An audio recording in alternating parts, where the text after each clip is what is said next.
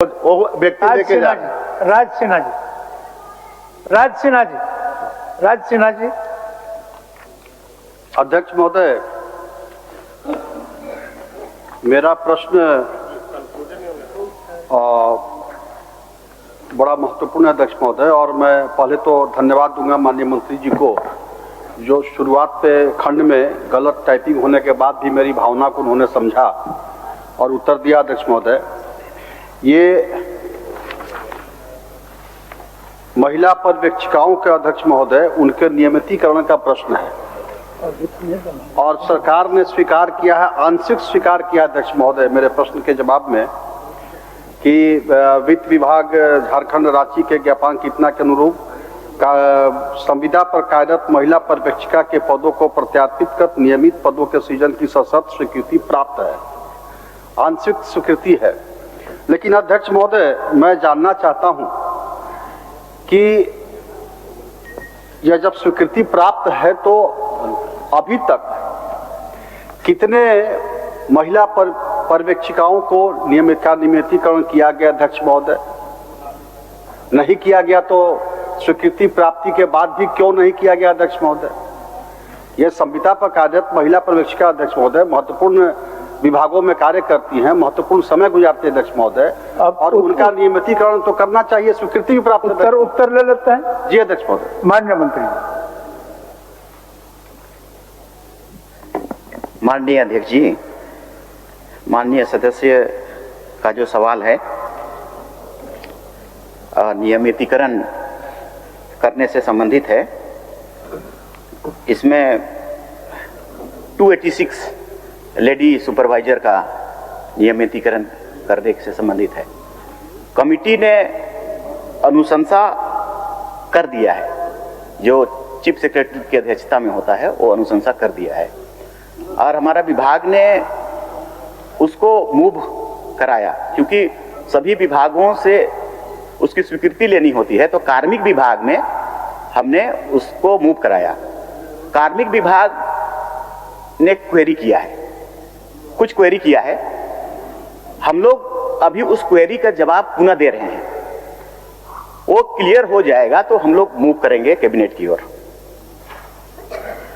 Query clear कर लेते हैं, वो हम लोग पॉजिटिव हैं, क्वेरी क्लियर करते हैं, क्वेरी आया है तो उसका जवाब तो देना पड़ेगा, तो उसका जवाब देंगे, उस पर मूव करेंगे हम लोग। ठीक। अध्यक्ष महोदय, ये हाई कोर्ट में याचिका दाखिल कर दी अध्यक्ष महोदय, और जस्टिस एस.एन. पाठक की अदालत में उनके नियमितीकरण की मांगों पर सुनवाई होने के बाद माननीय न्यायालय ने अध्यक्ष महोदय 10 सप्ताह के अंदर, जो वैसी महिला पर्यवेक्षक अध्यक्ष महोदय जो 10 वर्षों से कार्य कर रही हैं संविदा पर 52 विभागों में अध्यक्ष महोदय, 10 सप्ताह के अंदर उनको नियमितीकरण का हाई कोर्ट न्यायालय ने अपना मंतव्य दिया अध्यक्ष महोदय। बावजूद उसके आज तक अध्यक्ष महोदय फिर वही क्वेरी हो रहा है, तो यहाँ जा रहा है तो वहाँ जा रहा है, ये हो रहा है। ये अध्यक्ष महोदय, मैं ठीक है, मैं माननीय मंत्री जी के जवाब से उनकी नीयत अच्छी है, सोच अच्छी है, चाहते हैं, लेकिन अध्यक्ष महोदय एक टाइम फ्रेम तो करना चाहिए कि हमको ये लक्ष्य कितने दिनों में हासिल करना है। मंत्री जी, एक अवधि अकॉर्डिंग टू वो जो हाईकोर्ट जो कह रहे हैं प्रोबेबल अवधि आप बता। हाँ, हम लोग उसको